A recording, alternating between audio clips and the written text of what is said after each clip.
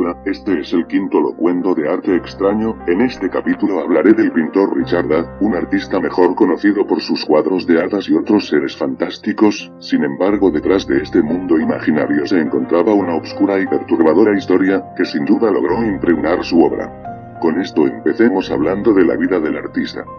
Richard Hadd nació en 1817 en Chatham, un pueblo de Inglaterra, y desde temprana edad estuvo en contacto con la muerte. Su madre fallece cuando apenas tenía 7 años y posteriormente a los 13 sucede lo mismo con su madrastra. Además, la locura también estuvo presente en su familia, pues 3 de sus hermanos fueron enfermos mentales. Así su joven vida empezaba con el pie izquierdo, aunque por otra parte su talento no fue desperdiciado y fue cultivado anticipadamente, con lo cual logró ser aceptado en la Real Academia de Artes, donde sobresalió ampliamente. A partir de 1841 inicia con su conocida serie de pinturas de hadas y con esto se manifiesta la profunda preferencia hacia los temas fantásticos y mitológicos, por los que sería reconocido en la posteridad.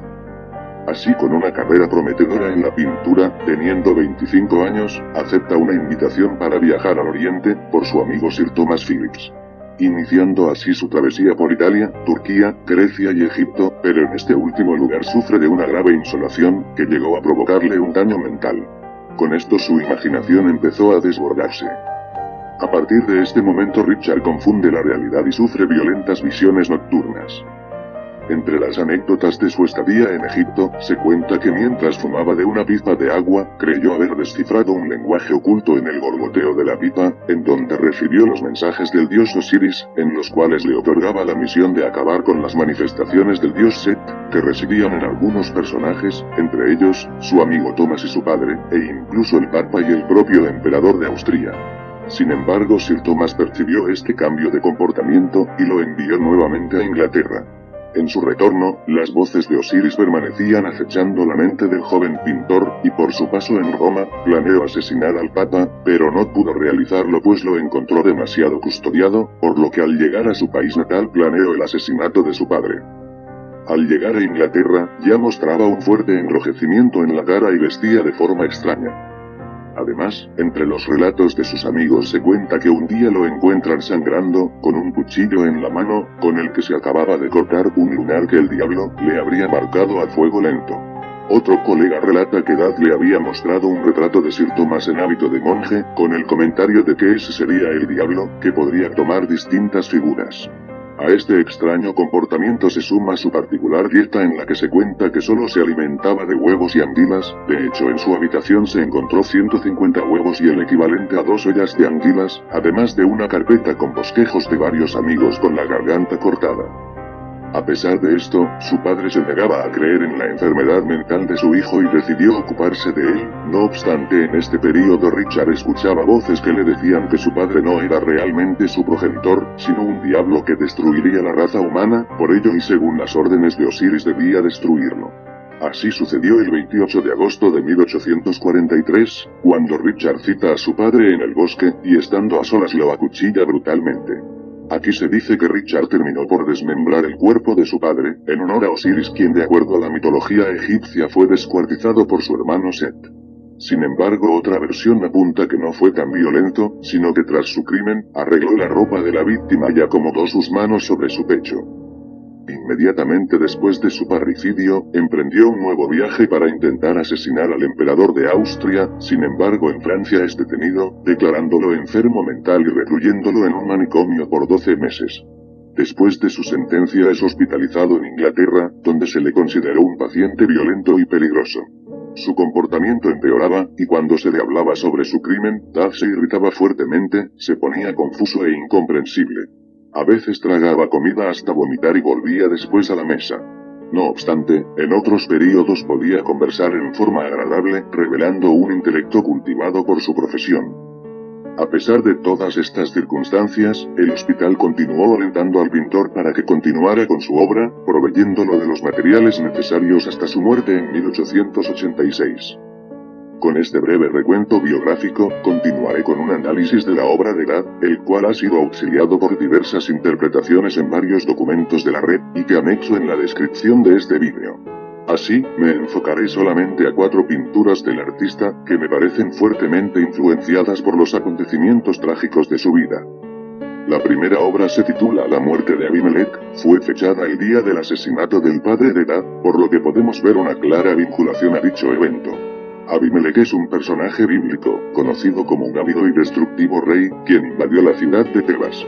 Razón por la cual los habitantes de esta ciudad se refugiaron en una torre muy alta, disponiéndose a atacar desde sus alturas. Abimelech, por su parte, quiso incendiar las puertas de la torre, pero falla ante el ataque de una mujer, quien le lanza una gran piedra que termina rompiéndole el cráneo.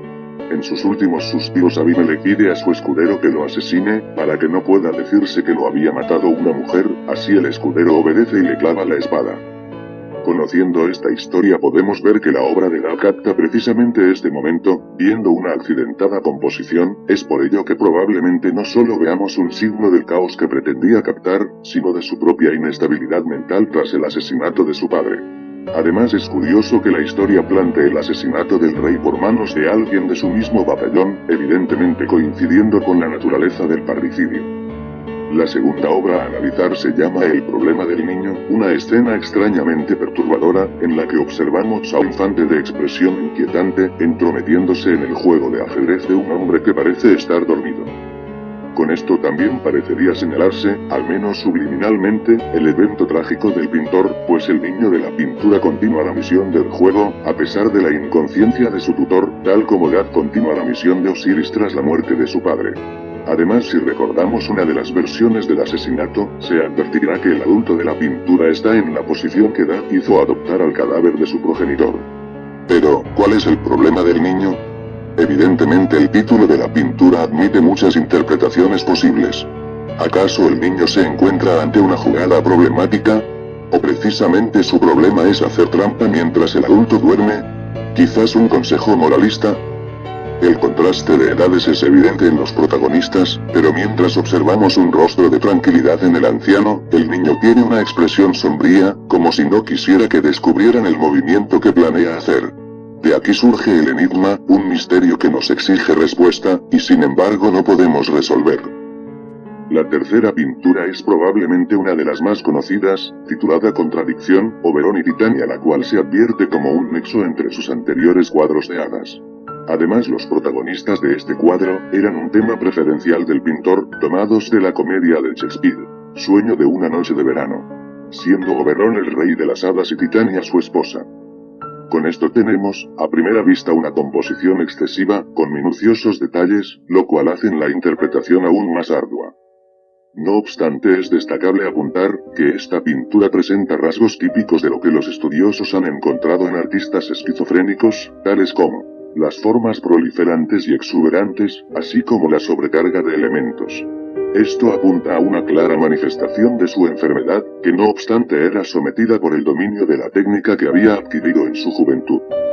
Por otra parte, habrá que sumar a estos rasgos, la distorsión y la desproporción en la figura, que se presenta en el último cuadro a analizar. Su obra maestra llamada El golpe maestro del duende leñador, una atiborrada de elementos, a la cual debió el trabajo de Gad durante 10 años. A pesar de este complejo universo de personajes y detalles, la escena nos centra en el personaje del Gash al que todos los seres mitológicos parecen fijar su atención. El leñador parece estar a punto de partir una avellana, aunque cabe destacar que las intenciones de este personaje no son muy claras.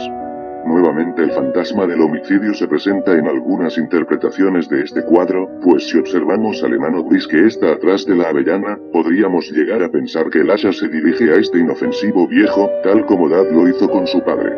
Así el destinatario del golpe es ambiguo, y en todo caso se argumenta que esta escena de violencia es una atenuación de la realidad, como un inconsciente sentimiento de arrepentimiento que trata de disfrazar la sangrienta escena con un mundo fantástico de hadas y elfos. A propósito de esta interpretación, es también destacable apuntar que Gad realizó un poema inspirado en el cuadro titulado La eliminación de un cuadro y de su sujeto, llamado El golpe maestro del talador, en donde las intenciones del artista no se aclaran, pues es un ejercicio de libre asociación del pintor con su obra, y tan solo resulta un texto descriptivo de la escena. Sin embargo, aventurándome con el título del poema, sí parece afirmarse la suposición de que en el cuadro se presenta un cierto sentimiento de enmienda, la eliminación de un proceso memorial que lo persigue, casi como si el cuadro fuera un segundo intento para cambiar el abominable acto que está a punto de cometerse. Finalmente encontramos, en las obras de Richard Dad un extraño sentimiento. Por un lado tenemos este mundo maravilloso y colorido, pero por otro, conociendo la historia, lo vemos ahora contaminado por el espectro de su pasado. Pero incluso antes de saber su historia, no podremos negar el halo de misterio que encierran los relatos pictóricos en los que trabajó, una magia asombrosa pero que no deja de ser obscura. En todo caso, las criaturas fantásticas siempre han sido un reflejo de nuestras esperanzas, símbolos de la inocencia y del profundo misterio del mundo natural. Efectivamente, los cuentos de hadas, duendes y otras criaturas buscaban perpetuarse en el folclore de los pueblos como un aliento de esperanza ante las malas épocas, manteniendo a los niños no solo entretenidos sino encantados con un mundo más allá de lo corpóreo. De este modo, Richard Dad pudo haber depositado sus sueños en este misticismo de lo fantástico y lo imaginario, como un refugio ante la devastadora realidad que tuvo que padecer. Hasta aquí termina mi análisis. Nuevamente agradezco a mis suscriptores y a los visitantes de este portal, así como de sus críticas, comentarios y sugerencias. Como ya es mi costumbre, les dejo un par de obras de mi autoría, con el restante fondo musical. Hasta pronto.